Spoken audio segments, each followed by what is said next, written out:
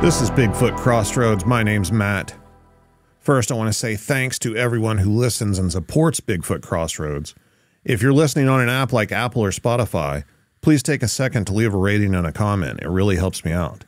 I have a very, very special guest with me on Bigfoot Crossroads for this episode. He is a gentleman that I've come to know quite well over the past several months. I could say that he's somewhat even changed my life, certainly changed my perspective on quite a few things. He is someone that I would have liked to have met 20 years ago. But first, I want to give a special shout out to my good friend Robert Dominguez over at Bigfoot Club Podcast. Robert just celebrated his 100th episode, him and Steven, and they had an amazing guest on by the name of Matthew Reginald Nappers. That's his alias for Bigfoot Club. They had me sit in for their 100th episode. We had a great time. Check them out if you haven't done so already. But enough about them. My guest tonight. Oh, man. How do I even introduce you, man? Because I feel like I'm kind of on the spot because of the way that you introduce people. I don't think I can do it justice, so I'm not even going to try. DJ of Calling All Beings podcast, welcome to Bigfoot Crossroads.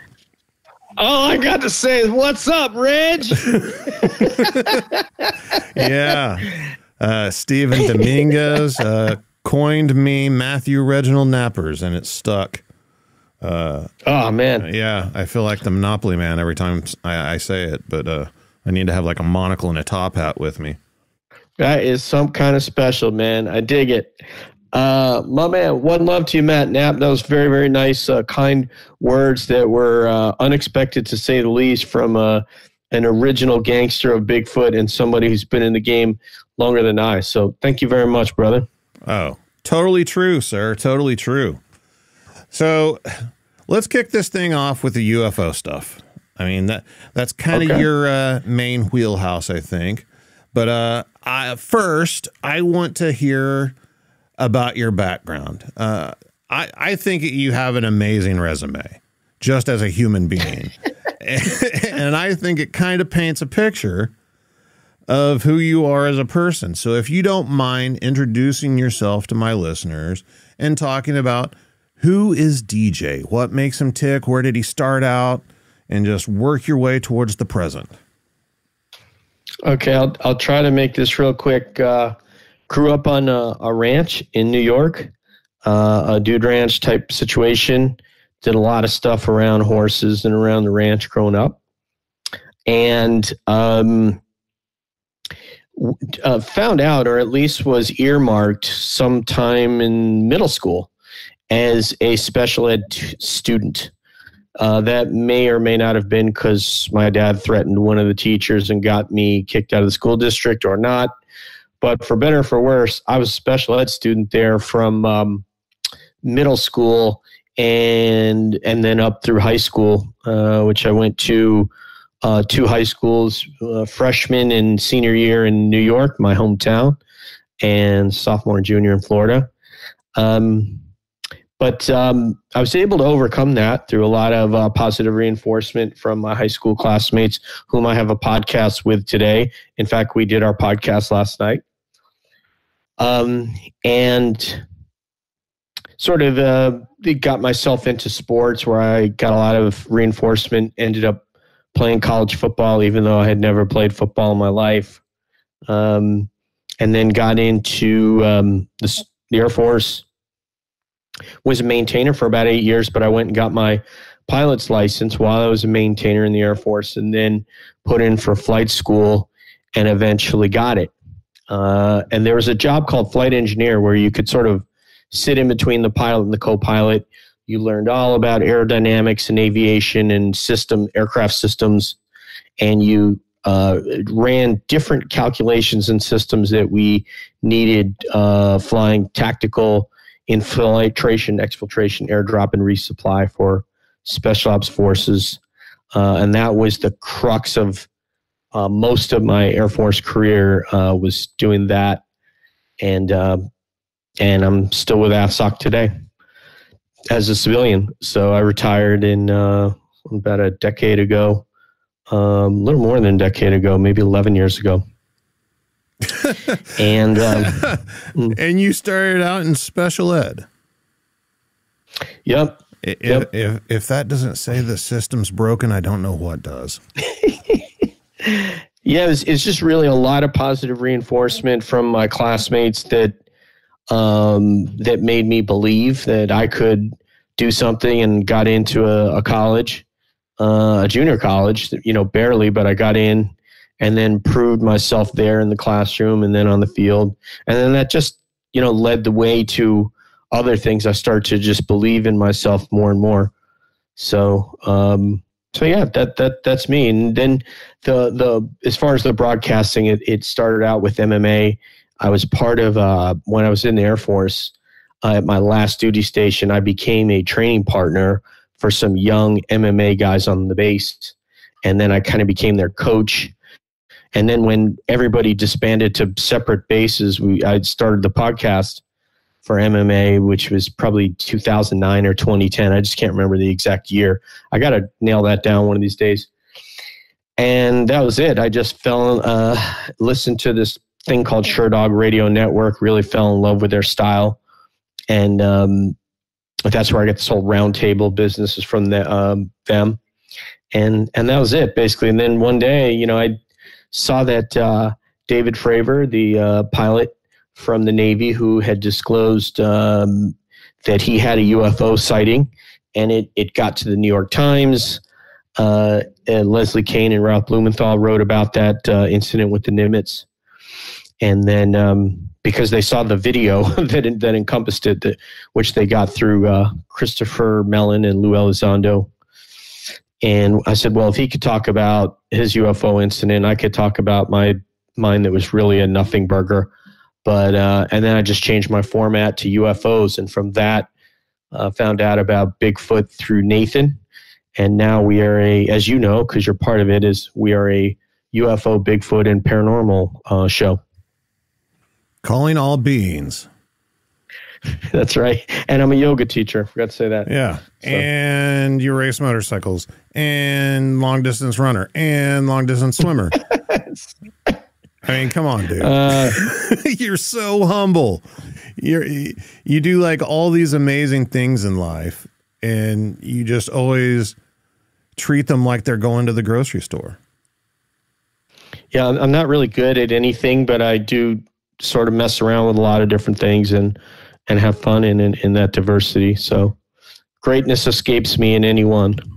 See, that's where I disagree with you. Some people consider greatness, being great at something. But from my perspective, a lot of your greatness is just the act of doing it to begin with. I mean, you're talking to somebody who's never even laid eyes on the ocean. Okay. and if I did, I ain't getting in the water. I can promise you that. I've seen enough video footage to know better. But you just, you're just like a fish. You're out there just swimming, with the sharks all the time. Like, how many times have we been on the phone? Like, I've gotten off the phone with you because you're getting ready to get into the ocean. That's insane. I do wear a shark band, though, that's supposed to throw off their radar. So I got to say that. It's yeah. Has that been scientifically tested? Have we seen proof of that being effective? I mean, I got some refrigerator magnets I could tape to my ankles, but it's not going to get me in the ocean. It's not a terrible idea, Matt. That could have been a low-cost alternative. Yeah. These were $90 a piece. So anyway. Well, as you call it, a nothing burger, let's hear your UFO story. Give me all the deets, man. What happened? So essentially, and I have a photo that I can get and send you. It's on my computer, where you can see the line of sight where we were looking. And if I remember correctly, there was a big UFO flap in the Hudson Valley of New York in the 80s, which is where I'm from. I'm from the Hudson Valley, Hendrick Hudson School District. In fact, my school is named after the Hudson. So anyway, I thought it was going to be the last time that we were going to be on the ranch, and I was moving to Florida, and we had packed up the house. And one of the kids who used to come to the ranch, his parents, his mom worked there, and we were just always together on the ranch. Great guy named Kenny Good. He came up to visit me for a last time, and we were walking back from the ranch, which sat in a little bit of a valley up the hill towards the main road, and my house was basically across that main road at about a 45-degree angle. So we're just coming up the hill and talking, and it was a Sunday night, pretty quiet on the ranch. I don't remember if usually the loudspeaker with a local radio station was running 24 hours a day on the ranch, but quiet meaning no people. And we saw this amazing trove of lights rise above the tree line that, elicited a response to something like, holy blank, that's a UFO. And he probably said the same thing I did, and we just stared at it, and it floated the other direction away from me. So we're seeing the rear aspect of a craft, and I can't make out a shape or any. Just the lights alone were just so bizarre to see that, because it was quite dark. I lived out. I mean, this is in the country, and at some point I can send you a Google map of where my house was so you can see. But it's not a place that's very lit up. There's not a lot of street lights or anything like that where I lived. I don't even think there is today. I don't think it's any different today than it was back then. So that happened, and then we just kind of made the decision. Hey, I'm not going to tell my parents because they're not going to believe me, and then I'm going to get upset. And we kind of went to sleep and then just talked about it the next morning, I think, and real briefly, but just didn't want to come clean with it. And I didn't talk about it for the next 40 years. I mean, I didn't, probably 40 years or so. I didn't talk to my wife about it or my parents or anything like that. So that was about it. Not very compelling. So how many lights were there? What color were they? Were they blinking, not blinking? Like, now that you got older and got into the Air Force and everything, so you've become familiar with all types of aircraft, I'm sure. Sure. Now as a trained observer, it would be a different experience looking at it, and the length of time was so brief because the direction it floated was so. If you read any of the Hudson Valley UFO books, and anybody out there that is interested in UFOs that is one of your fans. There's one called Night Siege, written by Dr. J. Allen Hynek, who was the Air Force's chief scientist for Project Blue Book. And he co-wrote that with two other less famous gentlemen. And then my friend Linda Zimmerman, who lives across the Hudson River from where I'm from, she's written 4 or 5 books on UFOs in the Hudson Valley. She actually interviewed a high school friend of mine and her family because they all saw it at sort of a backyard barbecue during the day, saw a triangular UFO. So Linda has 4 or 5 books. So there's a lot of UFOs. There are a couple of stories that Linda documented over this place called the Croton Reservoir, which would provide water for like New York City from where we were from. And it's not very far from my house, just a couple of miles. And this craft seemed to be headed in that direction. And so I didn't see it for more than a couple of seconds. And then all you were seeing was sky glow and not even the actual lights on the craft. I couldn't tell you what color, but when I looked at it, you're thinking, this looks like a Close Encounters thing. It's just like, you're just thinking like, this is not real. Is this really happening? Like that's, it's one of those, Matt, if that makes sense. But it was so brief, which is why I don't tell the story that often, because there's really not a lot to tell compared to other people that have a protracted experience. This whole thing, I've always had an interest. You've recently heard my own UFO story, which is also a nothing burger, as you put it. But I mean, I've heard since meeting you and becoming part of Calling All Beings, I've heard so many just amazing things and just learned so much in such a short amount of time, but there's still a lot of confusion out there. is there a certain type of UFO that you believe you saw? Because I know there's different types that people commonly report. Is this just lights in the sky, black triangle, or any ideas on that?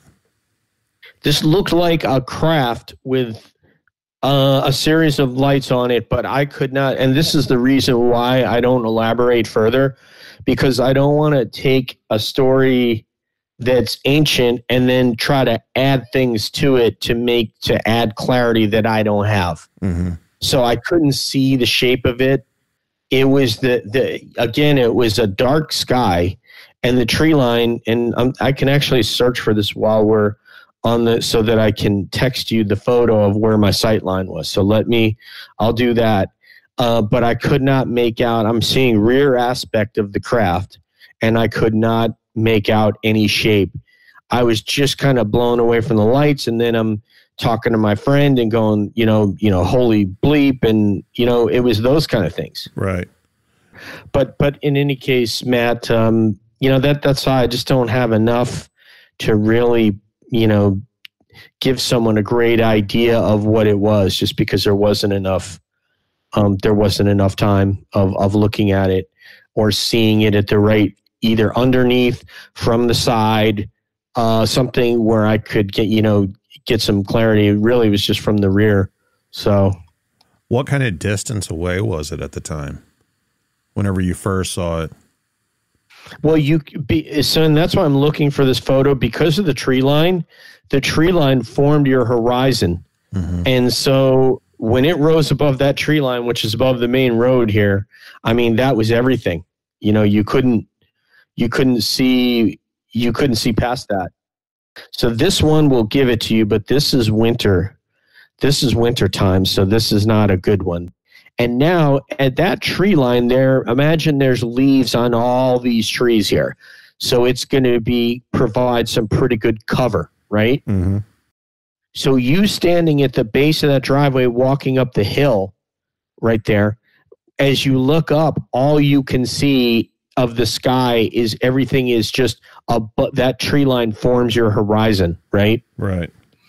So right there is where we would have seen it rise above the tree line, and once it floated beyond that horizon, we couldn't see it anymore.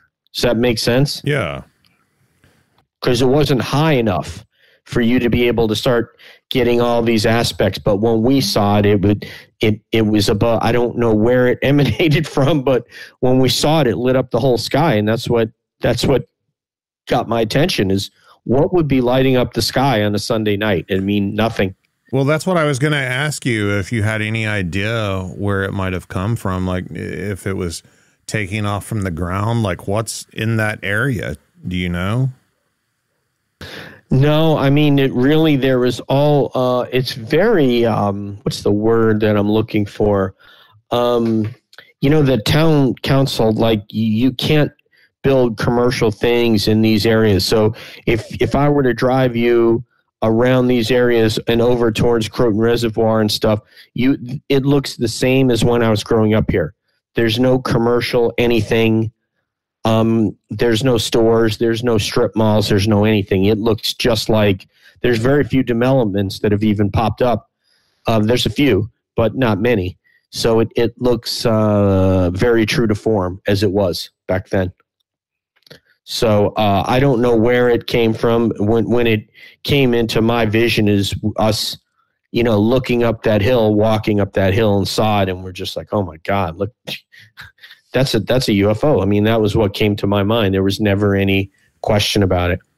Did you ever have any paranormal experiences or anything like that growing up? Was the UFO kind of the first thing that ever happened to you? The only thing that I can remember growing up, and our house was a colonial era house. I don't know if I would call it a Tudor or not. I'd have to ask my dad about that.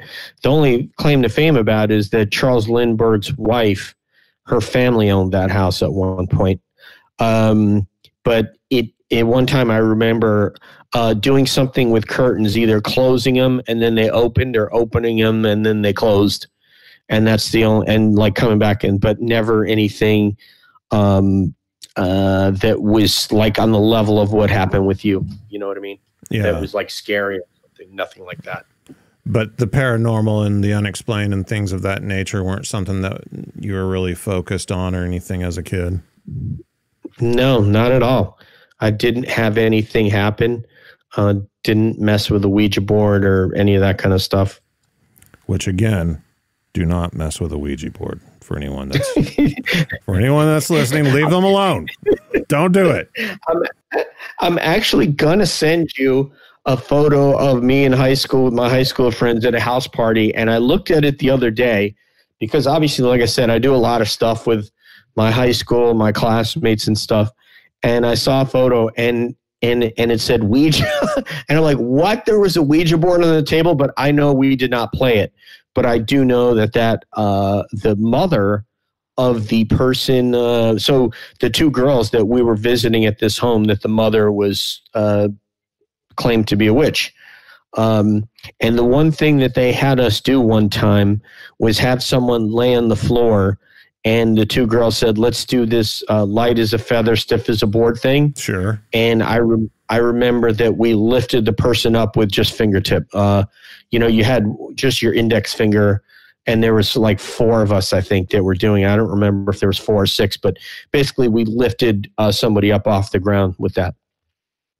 Maybe that's how UFOs do all the amazing flying that they do. They just got a group of kids, light as a feather, stiff as a board. So now that you've been doing the, UFO podcast thing, you started branching on other areas, but I do want to ask you about the different types of UFOs. What are sort of, the stereotypical main types of things that people observe? Well, it depends on what era. Obviously, everybody knows that in the early on in the 40s and 50s, a lot of it was flying saucer. But then Lou Elizondo tells us that people in Europe, they were saying they were seeing a flying butane tank, which any of you that have had like a natural gas tank outside your house, it would look like one of those cylindrical tanks, and then it would have, the sort of hookups in the center of it in the cap. So people reported that, although that wasn't prevalent in our country. Now you guys have heard about Tic Tacs. There's a few of those. You guys are aware of orbs. Recently, the Pentagon showed an orb video. I don't know if it was Afghanistan or Iraq. I think where that video is out. It's been all around Twitter. So yeah, that's primarily what I've heard of. Is I've heard orb, and then I guess if we go to 2015. The East Coast Aviators, so not the Nimitz group, which was Dave Fravor, Alex Dietrich, Chad Underwood. They're the ones that encountered the Tic Tac off the coast of Southern Cal. But in 2015, Ryan Graves from the, I think it was the Theodore Roosevelt Strike Group, I think it was. Those folks encountered the sphere inside a cube or cube inside a sphere. One of those two. Yeah, I guess it was a cube inside a sphere. And as he pointed out on a number of occasions, where the tips, corners of the cube are intersecting the sides of the sphere. So that was really, really bizarre. If you could imagine flying in an airplane and seeing a cube in a sphere. As I said, they saw it for over a year. So a lot of stuff has happened off the coast of California. Mm-hmm. I don't know how many people listening are interested in UFOs or to the degree that I am. But one of the surprising things out there is a lot of UFO stuff is actually what's called USO and is coming from the water. Mm-hmm.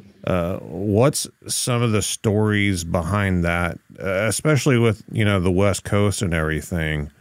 I think there's a hot spot outside of somewhere. It almost seems like San Diego or something, where a lot of UFO activity has been seen with vessels or whatever you want to call them exiting the ocean and flying into the ocean. What's some of the stuff you've heard about that? I've heard a number of them. I've heard them being clocked underwater by using sonar, which is very typical of a submarine's navigational device, and distance measuring equipment and speed measuring equipment is sonar. And they talked about them doing Mach underwater. And people that understand, hydrostatic drag, how much, we all know when swimming is based on being based on that, being able to cup your hand and propel yourself forward.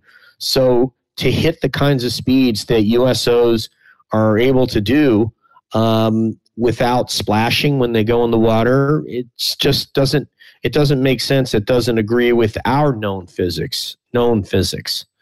But apparently they weren't taught those lessons of what the constraints of our physics are.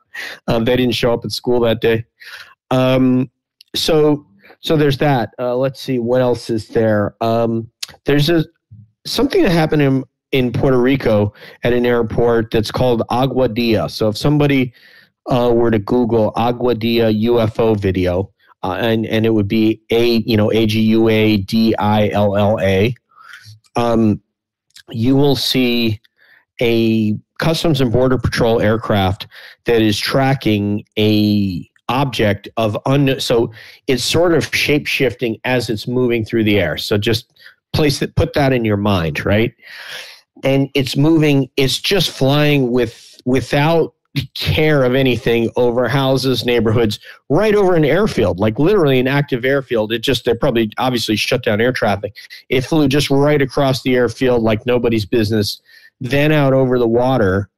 And then it appears to go in the water and come out again and split in two, but without making a splash. Without making a splash. Yes. It just kind of morphs into the water. It's a bizarre video. It's crazy. It's an amazing video. And I think it's the SCU, the Scientific Coalition for UFO Studies or something like that. They have a great write-up. They did probably like I don't know if it's 13-page paper on that incident. So it's unexplained. We don't know what that object was. Recently there was another big release by the government of UFO information, or UAP information as they call it now, Senate hearings and all that going on. Mm-hmm. Thank goodness UFOs have finally reached government bureaucracy. That's going to really help things out.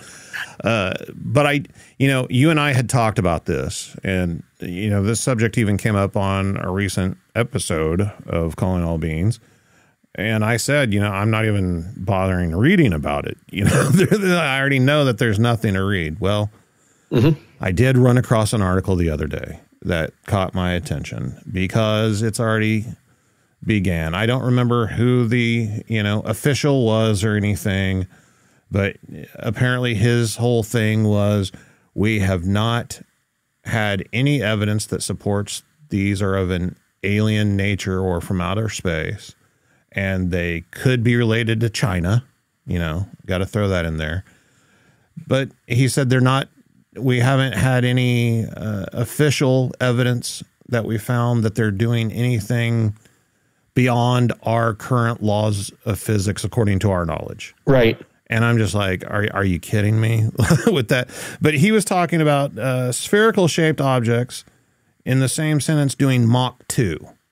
Mm-hmm. Now, how do you have something spherical shaped doing Mach 2 through the air without any sort of propulsion being seen, no thermal trail to it at all, and then in the same breath say we haven't seen anything break the laws of physics?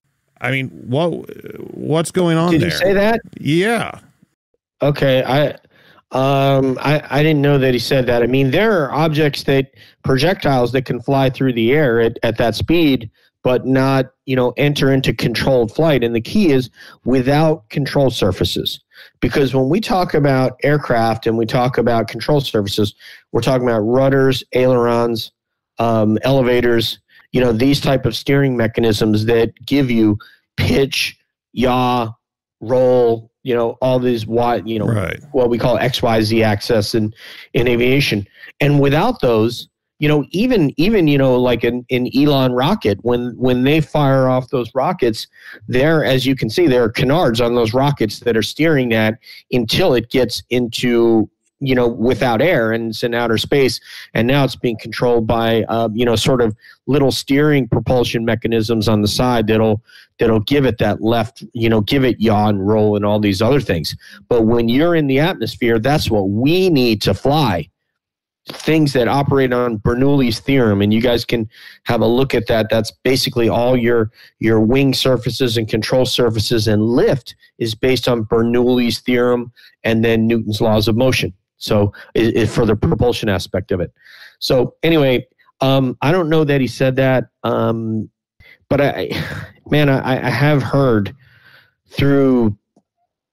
I have heard that there may be some breaks coming. And that's really all I can say about that. I think there are a number of people saying that on Twitter, people that sort of are, tangentially involved with through us. And, I asked somebody and I'm hearing the same thing. So now we'll just have to sit and wait. But disclosure is in a far advanced stage from where Bigfoot is. Unfortunately, or fortunately for Bigfoot, maybe. One of the more recent conversations that you and I had were about the possibility of, UAPs and UFOs being something other than alien in nature. Mm-hmm. I mean, I had just, like I told you, it's just always been aliens. They come from outer space. Mm-hmm. But I guess some of the theories now are that that's not necessarily true. So, like, whenever you talk about some of these murmurs you're hearing coming down the pipeline, are you talking about confirmation of any kind that these are alien nature or not alien in nature? No, actually, what I was talking about is disclosure writ large, that a further level of disclosure. A lot of people are talking about that, and I'm hearing the same thing. So, but what I do want to say is that you and I grew up the exact same way. We thought, and by the way, you and I are going to be interviewing Darcy Weir. Yeah. And Darcy is going to tell us about the space program and UAPs that they have encountered while in space, that were not reported, or they were using code words or covering up so as not to alarm the public that there's something sort of transiting around our space vehicles while they're in orbit. So we're going to interview Darcy about that. So that does lead to, maybe. So what I like to say, Matt, when we have the discussion of are the origin of these unidentified craft or non-human intelligences, if we want to use that NHI word, are they coming from somewhere else like outer space, or are they already pre-positioned here on Earth and we only see them when they want us to see them for whatever reason, that they can come through a portal or they can appear in our reality so that we can see them, and that's why all these people are seeing them? Well, I don't believe necessarily in this or that. I believe in this and that. So yes, there could be non-human intelligences that are coming here, have come here, were viewed by the space program, perhaps, that are from another planet or another galaxy or our galaxy in an area that we can't see them, perhaps.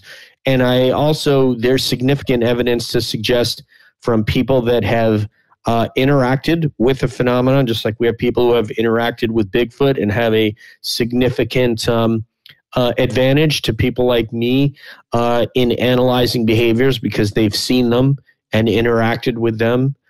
People have seen and interacted with other intelligences, believe it or not. It sounds crazy to some of you Bigfoot people out there, but to some of them, what people would say about Bigfoot sounds crazy. But the fact of the matter is, I believe both of you. And there are some of you out there who are probably telling stories and maybe they didn't actually happen, or in your mind they happened, but they didn't happen in a reality that somebody else could see. But the overwhelming majority of you that are telling these stories, I absolutely believe that you had this experience, whether it was seeing a craft. Some people were abducted, and a lot of people have had interactions with Bigfoot. There's just no possibility that everybody's lying, not the least of which is my friend Matt Knapp. So with that in mind, they say that a lot of them are maybe on Earth or part of our planet, but they're not in the same time space, or not in our reality, but they can bring themselves into our reality when they want to. And that's what, Jeremy Corbell has a litany of videos. If you guys want to see a video that blows my mind as an aviation junkie, there's a couple of them. Matt mentioned before about craft going into the water and out. That happens on the USS Russell. You can watch a FLIR video where that happens, and from the CIC, you hear them say splash, which just means it went in the water. It didn't actually splash. And you can also see this pyramid UFO video that Jeremy Corbell got from his sources in the Navy, and it was taken through a night vision equipped deck telescope, if you will. And it was, I want to say, 700 feet off the water and within half a mile of the ship, something like that. It is absolutely amazing when I see it. It's one of the most amazing videos out there because nobody can explain what it is. I can't, because I know that pyramids don't fly. Not using our version of aerodynamics, but they obviously have figured out other ways to do things, like flying a Tic Tac that Dave Fravor saw, and they don't need all those things that we have, like thermodynamic propulsion and Bernoulli control surfaces and so forth, and powered flight as we know it. So there you have it. One of the things that I find kind of interesting about UFO sightings is, you were talking about the different types depending on what era they were seen. Tell me, you can disagree, it's fine. Do you notice that it seems like a lot of UFO sightings over the years, it's almost as if the technology has progressed for the UFOs themselves, how it kind of started all with like flying saucers and now we're at like this liquid metallic looking thing? Yeah, I heard one of those the other day that was amazing. It said the skin looked like liquid metallic. I've heard a number of experiences say they believe the skin of the aircraft is alive.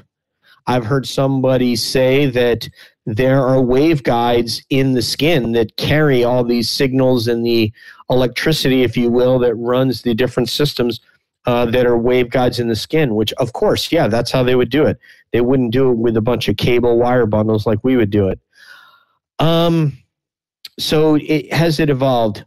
It's possible, but to know that, Matt, and using this as a very sort of Matt Knappian way to look at it, we would have to know what sort of systems that those saucers had. And if we knew that, we could juxtapose that against what we've noticed from the Tic Tac. But without knowing that, it's just saying, it's a different shape.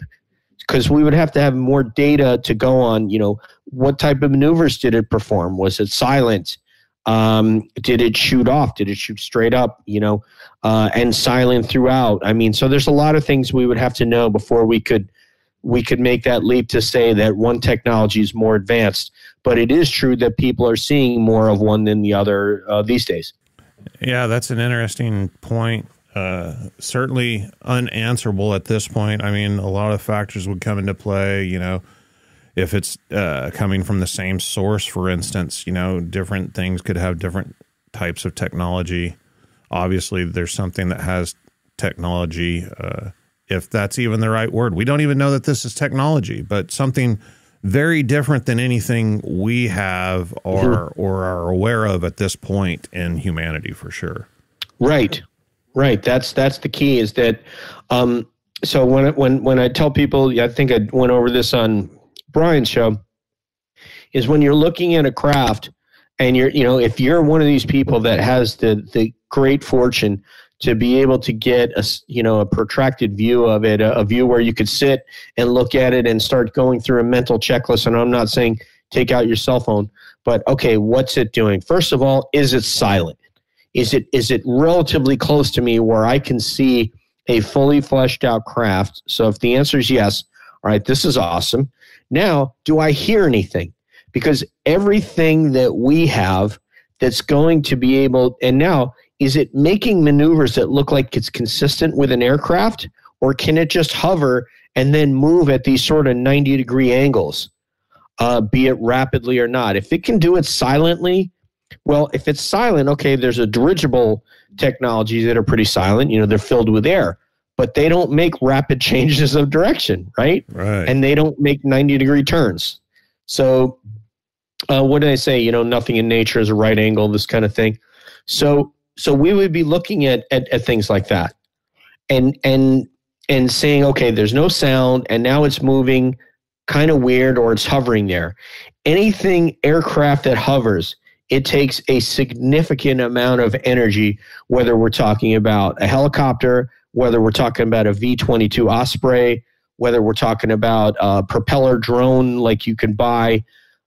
Anything that hovers for a long period of time, it uses a lot of energy, because when you start moving the craft forward, like even a helicopter, when a helicopter starts to move forward, there's something called translational lift that occurs. And it becomes a lot safer vehicle to operate with some forward momentum than when you try to just straight hover it. Because the blades of a helicopter, what a lot of people don't know, a lot of people know that when you pull up on that stick, that what's known as the collective in a helicopter, the blades will angle down and start biting more air, and that's how you lift off. A lot of people know that, but what they don't know is that the rotor blades of a helicopter are shaped exactly the same as an aircraft wing.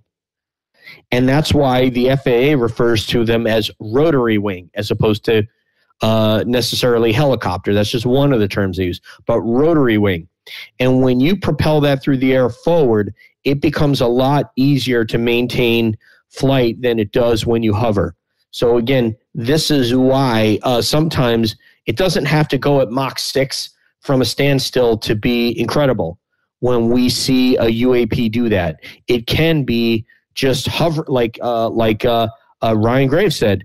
One of those cube in a sphere things was hovering at the entryway to their working airspace, where the Navy had booked over off the coast of Virginia, and it sat there for 8 hours. So think about that, Matt. I mean, we don't... 8 hours.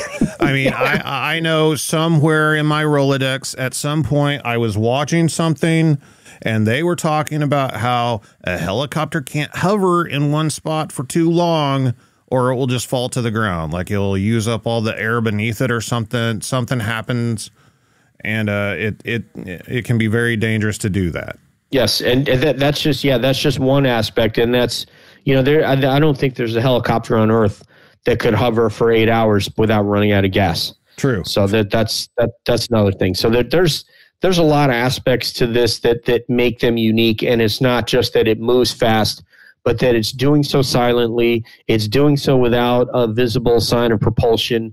It's moving in ways that are not consistent with what we call aircraft, and that's why the UAP term is really good, because unidentified flying object indicates to us that it's flying.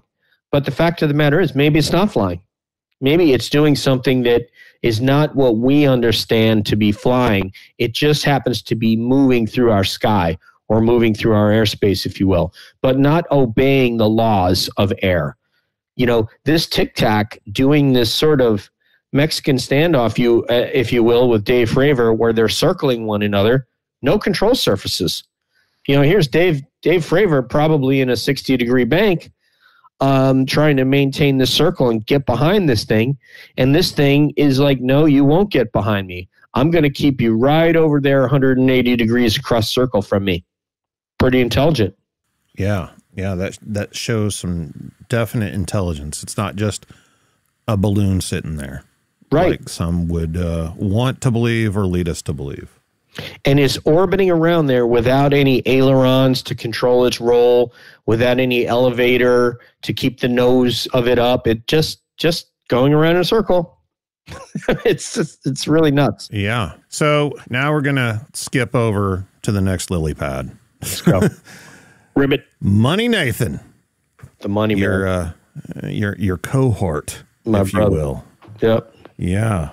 Great guy. Very knowledgeable guy. How did he get you interested in Bigfoot? One of the most amazing human beings you'll meet is Money Nathan. Just one of those people, like you said, he comes into your life and you're just like, wow, man. So Nathan had, I don't know what this was about, but he sent me an episode of Sasquatch Chronicles. Everybody who pays attention to Bigfoot knows that. And I listened to one, and it was so visceral, as you know. And then from there, I just started looking for more and more and more Bigfoot podcasts. That's how I found you. And that was it. I was just like, I am so interested in this topic. I think for a while, the cabbies thought that I was just totally going to leave UFOs behind and just, all I wanted to talk about was Bigfoot. But the fact of the matter is, I believe we need to talk all three. You and I have had those discussions, and I just fell in love with the topic and started consuming material, listening to people, figuring out, hypothesizing, been out in the field a couple of times, and just I'm just as fascinated with it as any topic that's out there. I just love talking about Bigfoot. Well, what is the most interesting aspect of Bigfoot? What's drawn you in and just grabbed a hold of you like that? This is a great question. What's drawn me in? I think it's because there is a creature out there that has been able to leverage its innate intellect and the size of its brain, which I guess is, while not as big as ours, is bigger than, perhaps other, primates. And then its knowledge and been able to, the fact that, as Ron Moore had said, that potentially there's a language being spoken here. There's a family unit. There's a security system that they've created around, reportedly around the dens and bed down areas that they, birthing areas, whatever you want to call it. And I just think that was amazing. And I said, boy, I really want to know more about this creature and its culture, if you will, if I can be so bold to call it a culture. You just recently attended, was it your first Bigfoot conference? It was.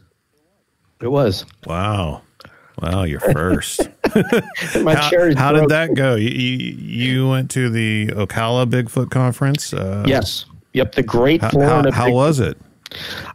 It was enjoyable. It was very enjoyable. The ladies that I went out in the woods with from Ocala, I think they're called Bigfoot World and Bigfoot World is basically the name of the group. Cryptids and paranormal. They kind of do it all, but they're really, really focused on Bigfoot. Kathy Westerman is sort of the head of that group, and Pam Esper and Becky Rollison. All three of those ladies spoke. Were the second speakers, I believe, at the event after RPG spoke. I really enjoyed it. I mean, if there was one thing I wish I would have done, I would have gone around to some of the vendors and asked them this question. Why are you, because I've always thought if Bigfoot had the ability to understand, because they wouldn't understand money. They wouldn't understand this human thing that we have, that's money and trade and barter. Maybe they understand barter. That's possible with the natives. You would know more about that than I. But how fascinated people are with them as a species, that they've created all the, every kind of trinket and T-shirt and sellable good and keychain and everything you can imagine people have created as a result, if not solely based on their fascination with Bigfoot and potentially its culture, but at least the specter that exists. Bigfoot in pop culture never ceases to amaze me. I mean, it's something I think about a lot, okay, because I'm into pop culture anyways. I'm into comic books, action figures, you know, all that stuff, a product of the 80s and 90s. Geez, dating myself here. But, I mean, whenever it comes to these type subjects, I mean, just take the Loch Ness Monster. The Loch Ness Monster is globally known. I would dare say that as many people have heard of the Loch Ness Monster as have heard of Bigfoot. But you don't see the Loch Ness Monster being used to market things everywhere like you do Bigfoot. I mean, even from like just Yeti coolers, just using the name, but you see like Bigfoot all the time. You know, you see it everywhere. You see it on all kinds of different products. And especially in the past 10 years or so, Bigfoot has just become a symbol that people just, you know, buy stickers and T-shirts and everything else who don't even necessarily believe in Bigfoot. They just want a Bigfoot sticker on the back of their Jeep as they drive around town.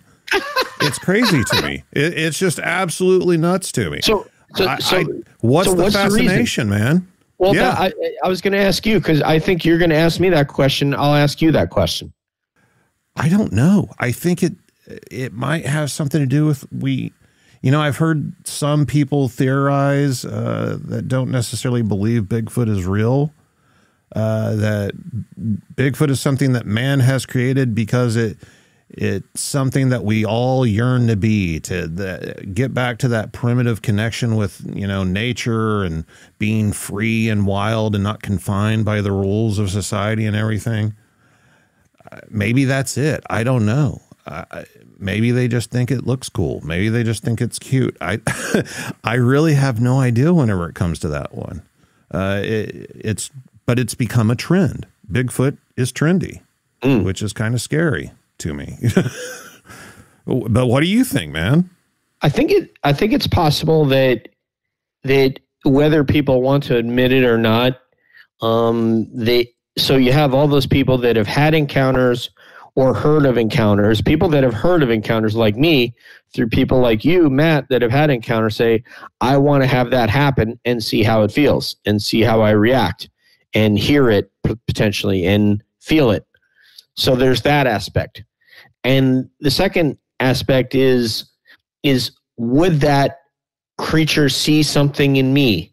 You know, I want to see it. I want to see what it does, how it lives, because it's so mysterious how they're able to survive as they do. And so there's so much intrigue there. Whereas Loch Ness Monster, first of all, there's very few people who have ever seen it, certainly haven't interacted with it. You know, in Bigfoot, potentially there are people that cohabitate with them and see them regularly, or feeding them, or maybe just have them come to their property just because the family group that's nearby has resources and is, if, this creature, you can't see how, Vic says this all the time, Vic Cundiff, you can't find it difficult to believe that with them, as Vic says, them being bored out in the woods, that they wouldn't want to come up to somebody's house and look in the window and see what the hell is going on. Yeah. Or look in the family room. Right? For sure. That's not, I mean, anything that's even, if there was a gorilla there, they might want to do that. If they lived, in the Tennessee Valley, River Valley somewhere. I mean, so a lot of these things feed into something that we can relate to for all these reasons, for the people that just want to have the crap scared out of them and run back to the car and never do it again, to the people that just want, like me, who just want to see what it feels like, sounds like, smells like, looks like, to people that, want to go out and hunt one and kill one and bring it in for science and become famous. So there's all these different aspects of it. But I think at the root of it, all of us, no matter whether you want to go and take one down, like some of the groups out there, or somebody who just wants to see one, you want to understand how it is they do what they do, how they can hide. We believe it exists, and that's why we're like, and maybe that gets back to what you said. Maybe there's a certain freedom aspect or something.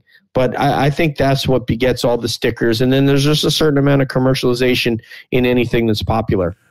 I think at the heart of a lot of it is for people who don't know, or they might be on the fence, or even some people that think they don't exist at all, they still want to think that they might.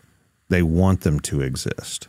They think the concept of them existing and staying hidden so long is a good thing, that, there's this land out there that something like that could still survive and live and thrive and continue on, that man hasn't ruined or disturbed or, completely destroyed altogether. I think that desire for them to be real is strong in a lot of people, even if it's on as simple like they've only thought about the subject one time in their life as they, bought the coffee mug or something.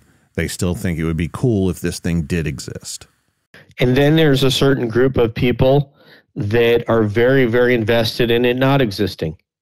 Because if it exists, if UFOs exist, if ghosts and poltergeists exist, right, which you happen to know that all three of these things exist, but if it exists, then I need to worry about it, and I need to account for the fact that there is something that I cannot control with a 44 Magnum. Yeah. And that does not make me comfortable. And if you're going to change my worldview and push me out of my comfort zone, I'm going to push back on you and say this thing does not exist, because that makes me feel good. Yeah. So there's that group. I know a skeptic, a very strong skeptic, in the Bigfoot, where he's really famous in the Bigfoot community, the online Bigfoot community. He has a very popular Facebook group. I'm not going to say his name. Mm-hmm. But this guy, if he's listening, which he does listen to Bigfoot podcasts all the time, he and I have butted heads and agreed numerous times over the years. I haven't talked to him in a long time. I got kind of PO'd at him. But his stance is that, or at least the last time I spoke with him, that he thinks there's a chance it's all just psychological and nobody's actually seen a Bigfoot, and Bigfoot's not real. He has not seen anything to convince him that Bigfoot exists. Great. Yet in private conversations that he and I had, he openly admitted that his daughter saw one. Okay. So then he fits quite well into that category, doesn't he? Yeah, absolutely. So the aforementioned. Yeah. Yeah. Yeah, that is a place of comfort, and it's a security blanket. Nothing exists that is out of my control, that I can't fathom, that I can't take out with my, my 7 mag or whatever. I mean, but the fact of the matter is there are things that are out of our control. And I mean, I can't prove that. And what I'm really happy about is I don't have to prove it. I don't have to prove anything. I tell people, when people start getting bent around the axle about debunkers, and I'm not going to name them either, because when people name them, they just it's like boosting up their power meter in one of these online games. I don't have to prove anything to you. So you can either believe it or not believe it. I don't care. I'm here to find out for myself, and to talk with people about it that I think are credible about it. But I really don't care if somebody says there's no such thing as UFOs, because they would have said that a couple of years ago. Well, they're not saying that now, because now it's been vetted by the government. By, they've come out and said, hey, we're going to throw some money at this. They're credible aviators, both commercial and, civil commercial aviators and military aviators, who come out and said they've had these encounters, plus police officers that are in our communities have seen them. And they've also seen Bigfoot. So, I mean, you can say it doesn't exist. That makes you feel good, but, have a nut. I wanted to ask you, I know you've been out in the field with Tyler Howell, who was on episode 55 of Bigfoot Crossroads. If anybody wants to check it out, did you happen to bump into him at the conference? Was he there? I did not see Tyler there. I did see his friend Stacy Brown Jr. Spoke with him a little bit. I spoke with Ron Moorhead a little bit. Dropped a card off with him. I talked with Dr. Jeff Meldrum a little bit, and I spoke with Dave Politis, who probably won't be appearing with us based on his standards. But it would be interesting to have him and offshoot into missing persons a little bit. But no, I didn't see Tyler down there. What was your time like out in the field with Tyler? Oh, it was great, man. We enjoyed it. He gave me some tips along with the guy that was with him. And, we basically sat around the fire. We thought we heard one call from way far away, but nothing significant happened that night. But I enjoyed that time, and we went out another time, and I think the only thing we might have found looked like a twisted tree. And then I went out one area that you recommended based on your matrix, but my wife chickened out and wanted to come back. So chickened out. Yeah, she just, we were deep in the woods. She heard a woodpecker and got scared, but she's a city girl. So, so I need to hit that area again. And obviously in Pensacola, Matt Moneymaker rode up an area on BFR Road that in Pensacola that I think is worthy of some investigation. So, in the Bigfoot world, there's a lot of arguments. We don't get along very well. A lot of dividing lines that people have drawn in the sand, and the biggest of all at this point in time has to be flesh and blood versus the woo. Are these things an undiscovered species of primate and that's it? Or do they have abilities that we don't comprehend or have an explanation for? What is your position on that? My position based on, anecdotal evidence from everybody that you've heard is perhaps both are true. I mean, first of all, I certainly believe it's a flesh and blood animal, but the way I think of it, and we've spoken about this privately, and we've spoken about it on CAB as well, which is what we call calling all beings. We just call it CAB for short. So if I were to say to you, Matt, does every person that have the same psychic ability or ability to project and use their mind in a powerful way? Do they have the ability, or are they able to use it? Had manifested the ability, because potentially we all have it. The easy answer is no, not everyone can do that. Yeah, potentially we could all manifest it, right? But right, correct. But there are people that are able to go into a home and communicate with spirits. And find out, like Amy Allen, that can find out an entire history nearly just from being in the home and find out what happened there. So you have people that can interact with them, that can ask them to leave. You have people that have different mental abilities. You have these remote viewers, the Ingo Swann students from that study, I think, was done out of Stanford, and then the CIA got involved. But there was, I want to say his name was Pat Smith. I may have the first name wrong. I could go back and check, but he was a prolific remote viewer in that program with the CIA. And this gentleman you could give him a set of coordinates, and he would go, and the program writ large had like a 70% success rate, but he could, given a set of coordinates, he could say, yeah, I see a big corrugated aluminum building. I see a crane next to it. And I see a huge pile of shale stone, something like that.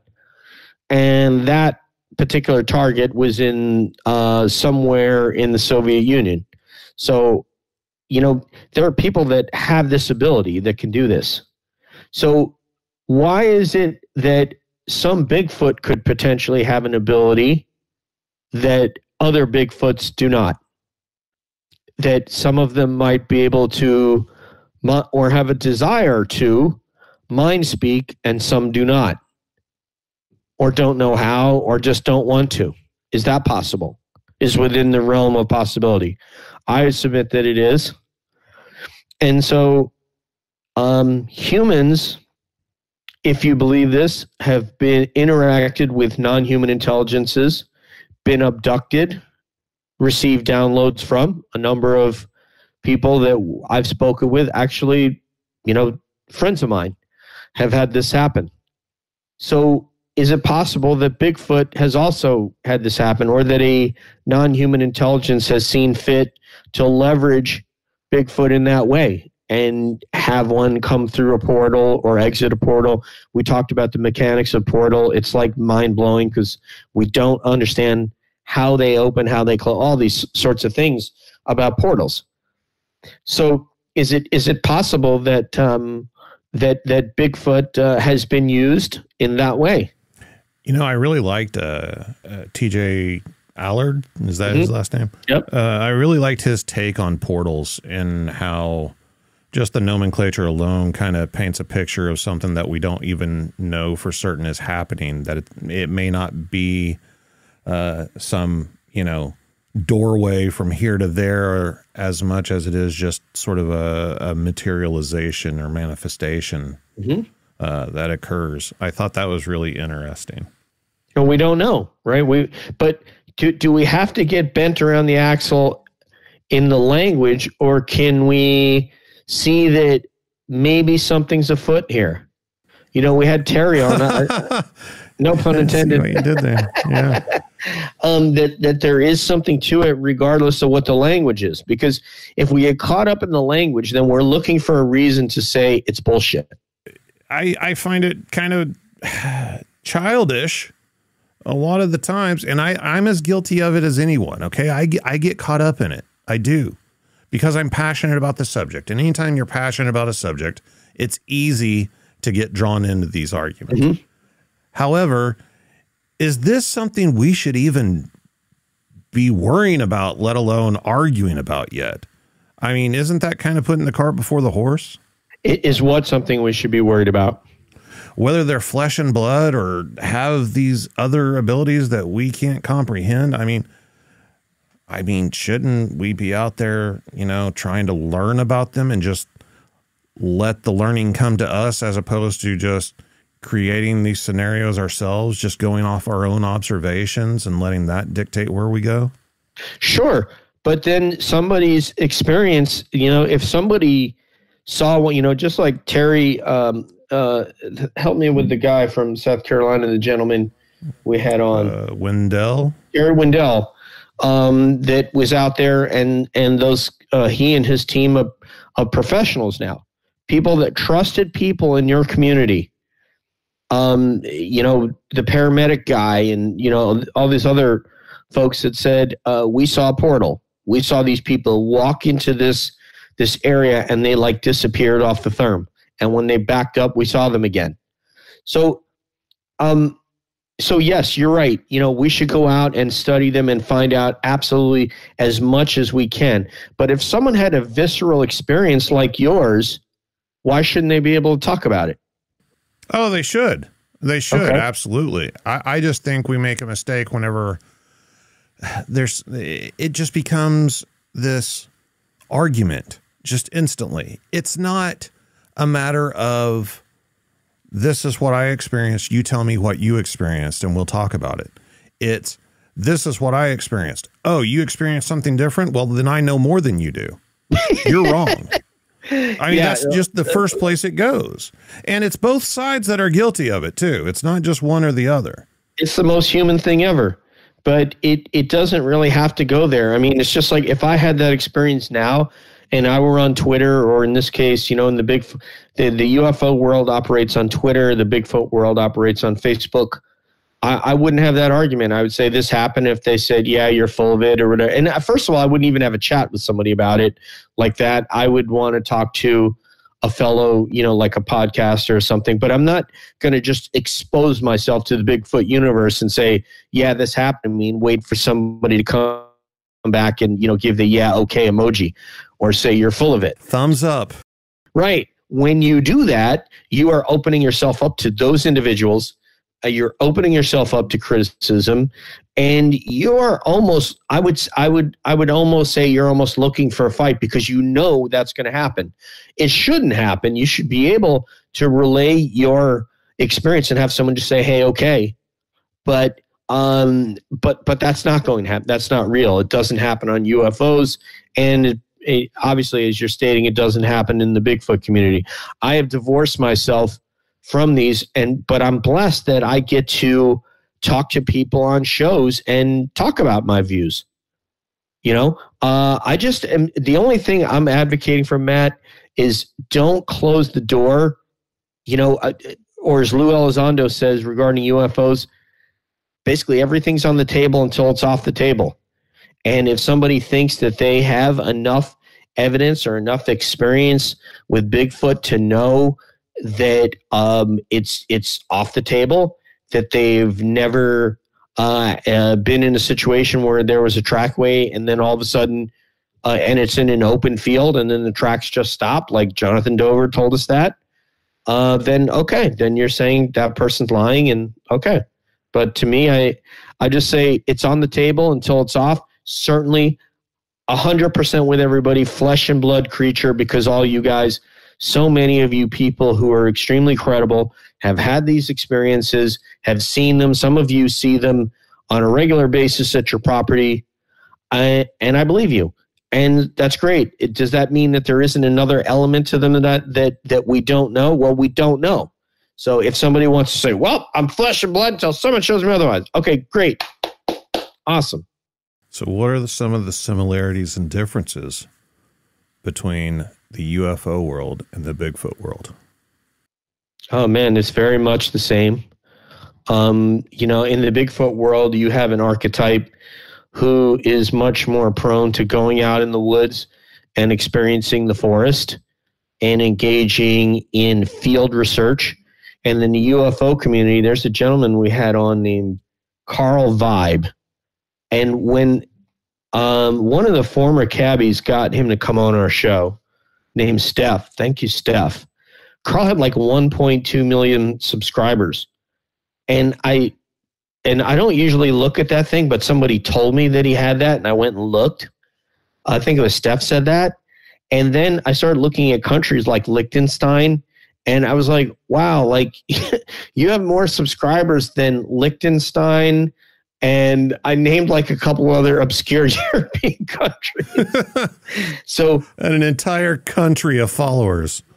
Yeah, I think it was like Slovenia, Luxembourg, and Liechtenstein, and he had more subscribers than those three countries or something.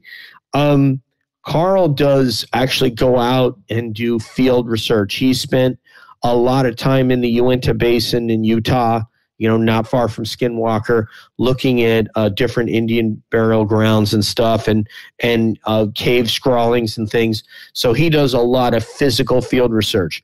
He is, I want to say, the exception. He's not the exception because there are others out there like Karl Vibe, but they're more the exception than the rule. They're in the UFOs. It's a lot of academic research, combing over through archives of different places. MUFON gathering reports, anything that's publicly been released by anybody. Deb's done a lot of that. She has a great archive of that. Deb, also on Calling All Beings. So there's a lot of people like that. But in Bigfoot, I think you just have a lot of people who are a lot more outdoorsy and want to go in the woods and explore, which is great. And I love what Cliff Barrickman says. And while I don't necessarily see eye to eye with Cliff on everything, boy, he says, don't not go in the woods. They're there now. They've always been there. Don't be afraid to go in the woods. Just know what you're going to do, sort of have a plan, be smart.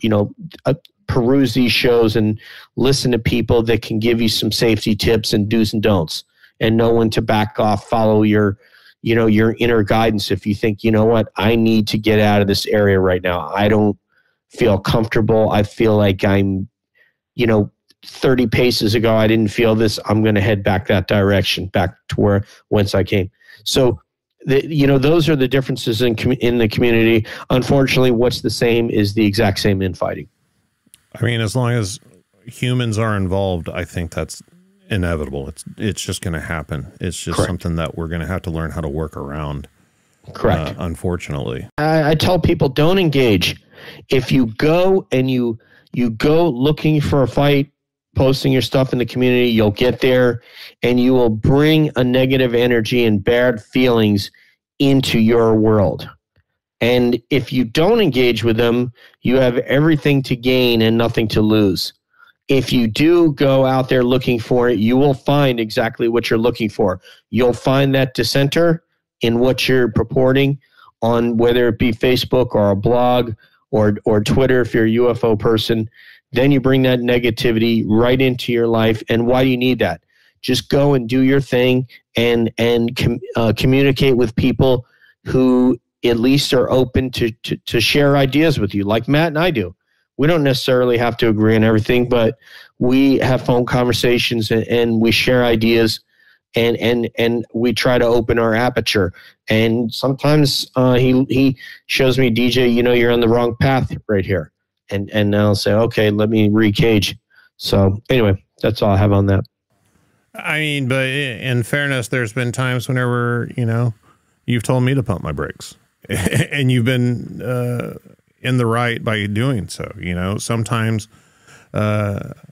anybody, but speaking on my own behalf, I get those blinders on and get set in my ways, and think that I've got something figured out and it's a certain way whenever it may not necessarily be that way, or maybe it is, but that doesn't mean there aren't other perspectives that I could look at and acknowledge in the meantime. So at the end of the day, it's not a question of if, but should Bigfoot be proven to exist. The more I think about it, I mean, I did hear a good perspective the other day. I'm trying to remember if it was someone at the conference or elsewhere that talked about a conservation effort whereby maybe if Bigfoot were put on the endangered species list, what would be the case? What would be the result if that happened? So I also want to keep my options open and not decide, because here I am on your show, Matt, and I'm telling people, don't decide. Just say, okay, the evidence that I've seen suggests this, and that's where I am right now, but I'm open to other possibilities should they present themselves. That's, I think, a really good posture to have to keep you open-minded, even if you're someone who's been doing this for a couple of decades, and I'm a damn greenhorn who hasn't seen anything yet. But I think it's a good posture for something we don't know. Relative to proving they exist, I think that it's pretty safe at this point, although not 100%, to say that what do I care about? What do I want? So first you have to have a desire, and then we could see, how do I achieve what my goal is? So if my goal is that I want to prove to the world that Bigfoot exists and see a scientific name tag attached to it and study its anatomy and figure out, look at all its digestive tract and everything and figure out, look at its brain and everything, or one of them's brain, etc., then my goal, obviously, would be along with these folks that want to kill one and bring it in. And that would, a lot of people can then, when you look at a community as big as ours, and I place myself in part of this Bigfoot community, people can say, oh, see, I told you so. It exists. See? Been telling you all along. They could go to their mom's house and their dad and their uncle, because now it's been on the news and everything. Whole new Thanksgiving dinner. Seen that Bigfoot on the news? Yeah. Yeah. Ain't sitting at the kids' table this year, am I? You damn right. I'm being the head of the table. Let me carve that turkey. So, because, if you get it on, and it's on a podium at, the Department of the Interior or at a White House press briefing, and, they show some photos of a corpse or something, and they say, yeah, this exists, and et cetera. What would be the result for Bigfoot? And, we just talked about the proclivities of humans when you're surrounding a topic that we're going to argue. It doesn't matter. Even if something looks super absolute, people are going to argue and say, no, it's not real. You're lying. You're a government agent and all this kind of neat stuff. However, for Bigfoot, they're doing apparently well on their own. Progress in terms of building infrastructure, homes, developments, clearing land. I mean, I'm seeing it up here near the Eglin Range, close to the Eglin Range, where they're building, just south of I-10. What is it, 10, 15 miles or so south of I-10. So, those kinds of things are not good for Bigfoot. And potentially, if people knew this existed, the human condition might take over and people might say, I want one of these hanging on my wall. I want a rug, a Bigfoot rug in front of my fireplace.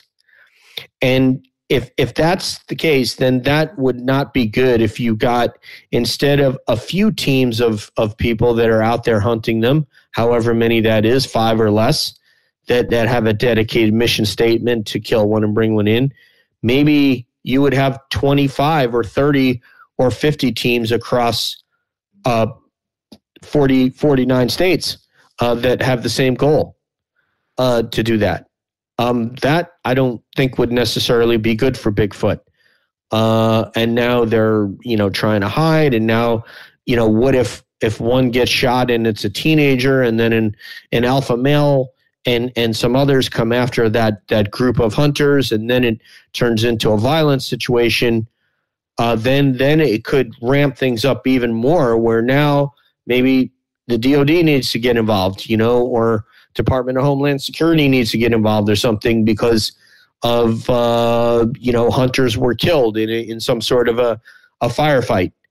And a log hit one in the head, and then another one got, tackled. I mean, there's all kinds of scenarios I could envision that wouldn't necessarily be good. So I'm sort of in that vein of leave them alone, which is why I was going to write a letter to Tim Burchett. Any of you who listen to, I'm sure none of you listen to Cab. Yes, I did a real short interview with Tennessee and Dan Warren, who's a great guy, engineer and a UFO advocate, and his constituent in Congress is Tim Burchett, who I am told is open to the idea of Bigfoot and is an advocate for UFO disclosure. And I thought about writing to his staff when I got his information, and I stopped myself. So I don't know, Matt. I think that's the case. I think there's a lot of people that would want to be the one that there's a certain amount of people. I think like Cliff Barackman would just be happy that to understand from a scientific perspective what's going on, that he's hypothesized about this, and he's not out to shoot one, but I think, he would want to see the results of what has been actualized in real life after he's been hypothesizing and theorizing and studying it in earnest for, a couple of decades. And then I think there's other people that want to say, take TJ Allard up on his offer and say, I want to become famous as the guy who bagged one and be on TV. And then there's other people who, maybe there are people that just want to see a conservancy effort. So there's a lot of different groups, but I think the best thing for them at this point, and I'm open to the idea of being wrong, and that maybe there is a possible conservation effort that could be undertaken and actually provide some protection. I'm open to that idea, but I'd say I'm leaning towards right now, with the current information we have, they probably should just be left alone. So there's different ways to look at it. I mean, Great answer. You covered a lot of bases. But the fact that they haven't even been proven to exist yet, to me, is a pretty good indicator that, do they really need our quote unquote protection? I mean, I don't think they would need our protection until it was proven to exist. And then from that point, I mean, there's only a handful of animals that you're allowed to hunt at nighttime. And those are usually considered nuisance animals, like feral hogs in certain areas. Hunting is very regulated, and there's a lot of rules and laws to abide by, and you will get heavily fined and imprisoned if you break those rules. So if Bigfoot were to be proven to exist, a lot of these people, a lot of these trophy hunters, they would have a hard time doing it, in my opinion. I think they would have a very difficult time. You can't go out there and just bag one. It's just not that easy. And, these things are very capable of taking human life if they wanted to. And I think they would in certain situations where they, had to protect themselves or their families or whatever, just like a human does. But I'm kind of like you. I'm kind of on the fence on the subject. It's something that I would love to see as a witness. I'd love to have that vindication and being able to learn something about them. But at the same time, I kind of want them to be left alone. I don't think that humans are necessarily good for them. Anytime we get involved with something, it usually goes wrong. Mm-hmm. So, yeah, it's a tough call. It's a tough call. Damned if you do, damned if you don't. Let me just say this. I care about them more than I care about me to them, to my desire for them. I care about them more than my desire of a certain, my own personal desire to have an outcome for them. Mm-hmm. I'm just thinking of them as a species. Right. That's the thing what people have to decide. Do I want to please me and be able to tell and believe me, I go through this too with friends, with families, with colleagues, that think that this thing, that don't believe it. And you'd love to be able to say, see, right? Yeah. But where does that stack up against, I really want this creature to be able to live out its life on this planet in a way that serves it as a species, not my desire for its outcome that's going to serve some goal that I have as a person, which has nothing to do with them as a species. Right. And like the fame or the fortune, like that whole angle. I mean, a lot of people talk about different species that weren't discovered until fairly recently, as far as humanity's timeline is concerned, at least, the gorilla, Komodo dragon, things of that nature. And lots of people can rattle those names off and rattle off the facts, that they weren't discovered until this year or this year. But who discovered them? Who proved them? You don't remember that name. You don't know that name. And I think that whoever would be the person to prove that Bigfoot existed, yeah, they would have their paycheck given to them or whatever. They might get featured in, a straight to Netflix movie or something. But overall, they're not going to go down in the history books or anything. I think it would eventually just become as accepted and known, and that would be it. It would just be another thing, and another feather in the hat of humanity, as something that we conquered. I don't think that fame and fortune is really all that much out there like people think it is. Maybe 15 minutes worth. I mean, that's what. Yeah. That's what TJ's after. I mean, you could imagine you could have a multi-night special on it. You could have a Netflix documentary on it that would probably be, there's money to be made in it. And we don't know how long that would last. Like you said, you might not remember them the way you remember like Howard Carter, unearthed Tutankhamun. You know what I mean? Mm-hmm. So it's possible. But really, the 15 minutes is definitely there, and the, the documentary movies and stuff. But again, it's, what is really your goal? My goal is just, for them, I'd love to get out there and experience it and not piss them off. But, relative to what you said before about trophy hunting, you can envision things like people saying, if I'm going to go out and hunt these things, I have to up caliber. I have to get to, different rounds, that we would use, AR-15 types, but of a larger caliber, and different types of rounds with more stopping power, and then maybe get some military, ex-military guys to come along that are down. You can imagine all kinds of scenarios that would take place if somebody wanted to trophy hunt it, and that would increase their chances. But again, is that good for, Bigfoot? Probably not. Is somebody, unless you have the right people with you, is there a chance that somebody could get shot?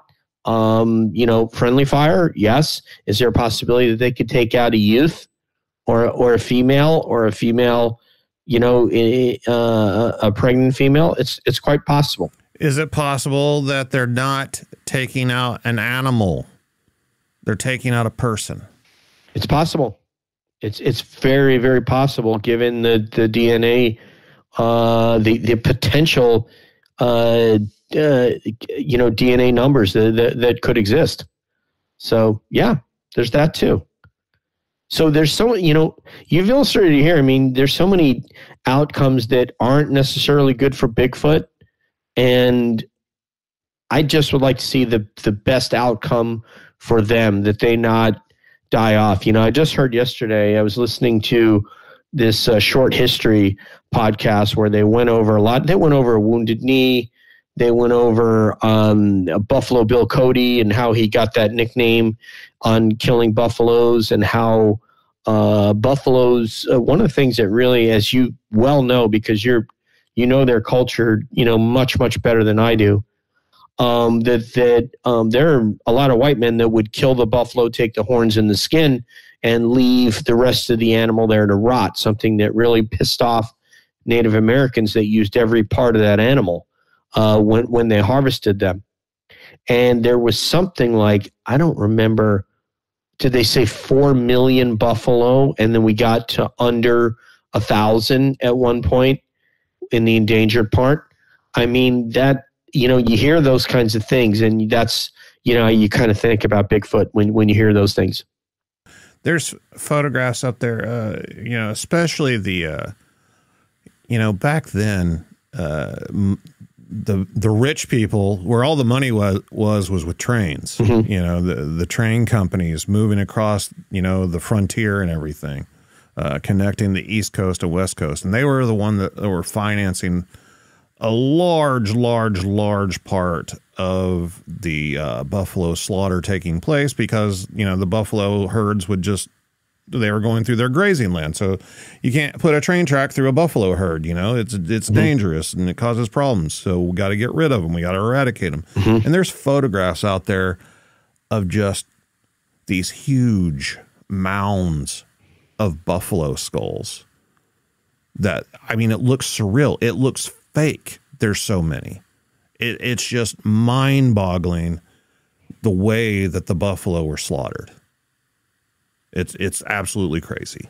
It makes me ill, and it's through that prism that you have to view what we're looking at today. And even though we're significantly more civilized as a people than we were then, it's still there's a certain potential that exists for some very negative outcomes for Bigfoot. And that's the thing. It's just, just ask yourself, do I care about Bigfoot, or do I care what the hell I want with Bigfoot? And if it's that, then, you know where you're at. And as long as you know where you're at and you're being honest with yourself, nobody's going to, nobody's going to change you, as a person. That's something that, you have to decide what you want, but just know what that is. You have to know, and be able to put it all together and think about this creature, if you believe it exists, and then think about, okay, what do I want here and why?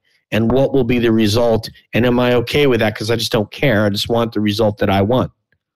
One final question before we get off here. Sure. Whenever it comes to calling all beings, mm-hmm. Who has been your favorite guest, and why is it me? Just kidding. I won't do that to you, but we both know the answer. But no, seriously, last question for our generation, the people that are currently alive listening to this show right now, in your opinion, should we be preparing ourselves for the first alien contact? You know, if you listen to Deb, if you listen to Nathan, and Nathan also has a show called Liminal Frames where he's on with this guy named Exo Academian. His name's Darren.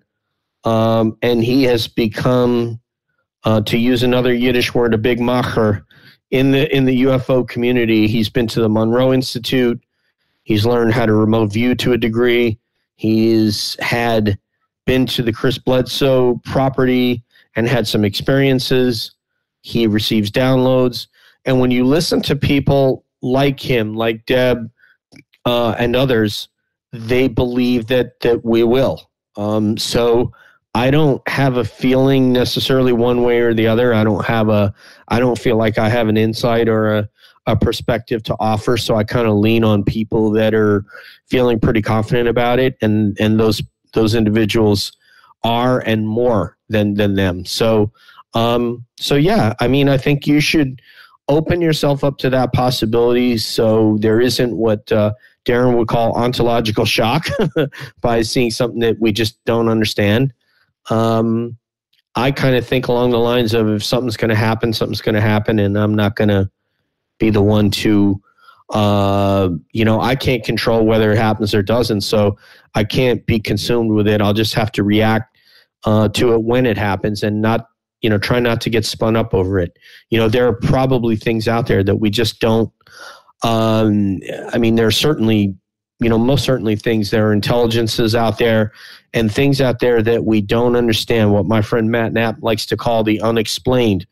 So rather than get spun up about them and become defensive, just be open to the fact that they exist, and that as long as they're not interfering in my space and life, then I'm not going to be consumed with grief or fear about it.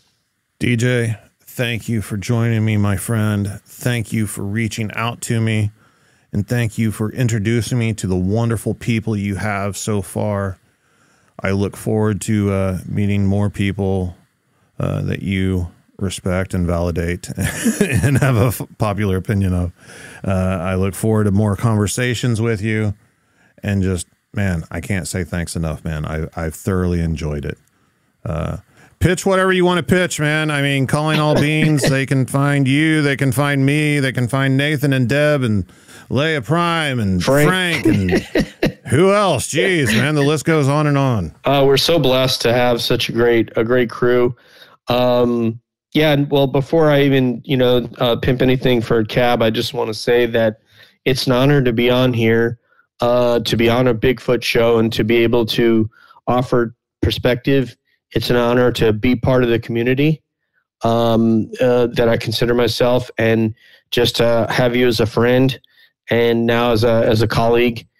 And it's just, I'm extremely gratified, just feeling great right now. I'm feeling like namaste, the light in me sees the light in you. And as far as Cab is concerned, yeah, it's Calling All Beings on YouTube. We're on most major platforms. If there is one that you think we need to be on there, we're not on, please DM Matt Knapp at Bigfoot Crossroads, because you'll remember him before you remember us, and we'll put ourselves on there. We do speak. We like to have fun, intelligent, sometimes entertaining, always welcoming and positive Bigfoot, UFO, and paranormal talk on Cab, and we're blessed to have Matt as part of our team. Too kind, sir. Too kind. Definitely check it out if you haven't done so already. I don't care what you're into. There's something there for everyone.